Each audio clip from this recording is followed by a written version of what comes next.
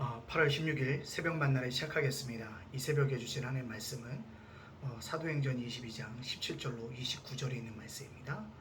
사도행전 22장 17절로 29절에 있는 말씀, 사도행전 22장 17절로 29절에 있는 말씀 제가 봉독해 올리겠습니다. 후에 내가 예루살렘으로 돌아와서 성전에서 기도할 때 황홀한 중에 봄에 주께서 내게 말씀하시되 속히 예루살렘에서 나가라. 그들은 내가 내게 대하여 증언하는 말을 듣지 아니라 하시고는 내가 말하기를 주님, 내가 주를 믿는 자들을 가두고 또 각 회당에서 때리고 또 주의 증인 스데반의 피를 흘릴 때 내가 곁에 서서 찬송하고 그 죽이는 사람들의 옷을 지킨 줄 그들도 아나이다. 나더러 또 이르시되 떠나가라. 내가 너를 멀리 이방인에게로 보내리라 하셨느니라.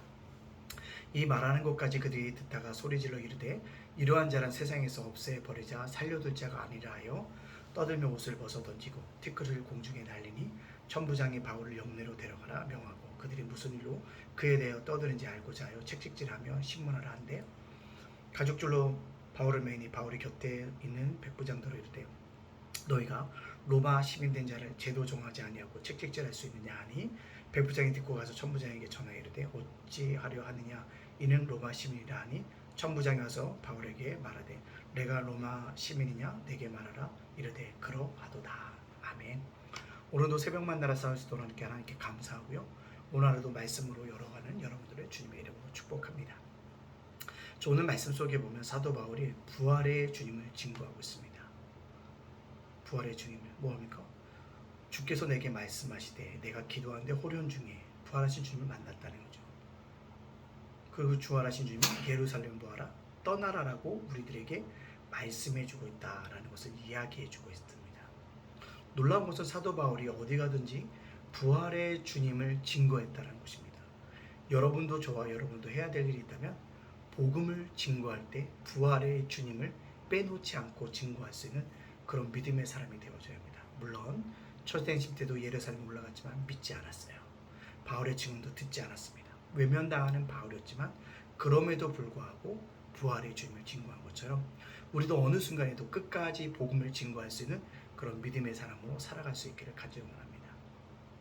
그때 오늘 사도 바울이 보면 실망을 해요. 그때 주님께서 뭐라고 합니까? 내가 너를 멀리 이방인에게로 가겠다. 예루살렘 떠나가면서 새로운 사명을 주신다는 거죠. 뭐요? 이방인을 위한 사역. 이방인에게 복음을 전하기 위해서 내가 너를 불렀다라는 새로운 사명을 주신다는 것입니다. 여러분, 어떤 길이 막혔을 때 실망하지 말고 절망하지 마십시오.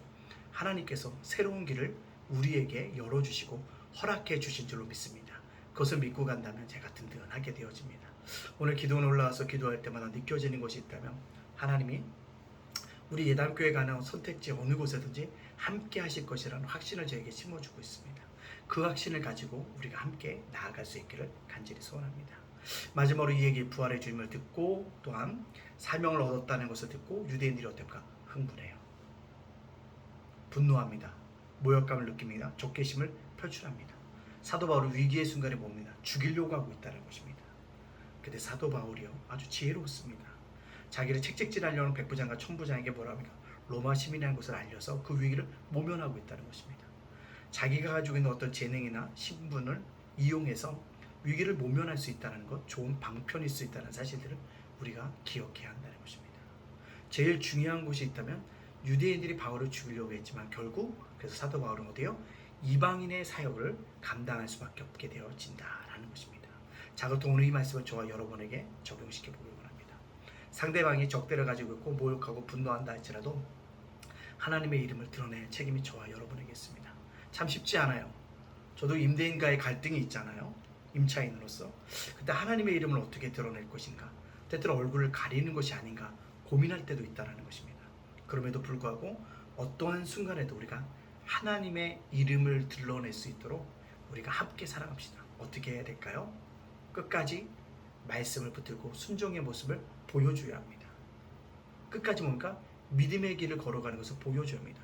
나를 사랑하시는 주님이 있기 때문에 내가 끝까지 달려간다는 것을 보여줄 때 하나님의 이름이 드러나게 되어질 것입니다. 또 한 가지죠. 복음을 증거할 때 뭐합니까? 주님의 이름이 드러나게 될 것입니다. 또 한 가지는 뭐야? 선한 일을 감당할 때 분명하게 내가 뭐였습니까? 드러나게 될 것입니다. 이렇게 살아감으로 말미암아 하나님의 이름을 드러내고 살아갈 수 있는 오늘 수요일이 되어지기를 간절히 소원합니다. 그래서 아름답게 아름다운 결과를 예수님의 이름을 드러낼 수 있는 저와 여러분의 삶이 되어주시기를 주님의 이름으로 축복합니다. 아멘. 기도하겠습니다. 사랑의 하나님 감사합니다. 오늘도 하루를 시작하게 하시니 감사합니다. 마칠 때까지 하나님께 지켜주실 것을 믿고 감사합니다. 날마다 오늘 말씀 속에 어떤 사람이 나를 적대감과 모욕과 분노를 갖고 온다 할지라도 하나님의 이름을 드러낼 수 있도록 우리 삶을 주장하여 주시옵소서. 목사도 그런 삶을 살기는 어렵지만 아직 분명히 신앙은 삶의 지향점이고 삶의 태도인 것을 기억하고 하나님의 이름을 드러나게 하여 주시옵소서.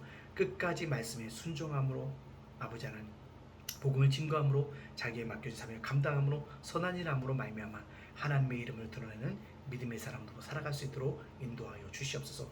오늘 아버지 하나님 스마트폰 교육이 있습니다. 아버지 독서 토론이 있습니다. 아버지 수학 돌공이 있습니다. 함께 해주셔서 아름다운 시간들이 되어질 수 있도록 인도해 주시고 작은 도서관 사역의 덕도 흥황해질 수 있도록 인도하여 주시옵소서. 이단 교회 갈 길을 인도해 주시고 부흥하고 성장할 수 있도록 인도해 주시고 작은 도서관과 제가사타 사역에도 함께하여 주시옵소서. 윤수일 목사와 저희 가정을 굳건하게 지킬 줄 믿고 예수님 이름으로 축복하며 기도합니다. 아멘.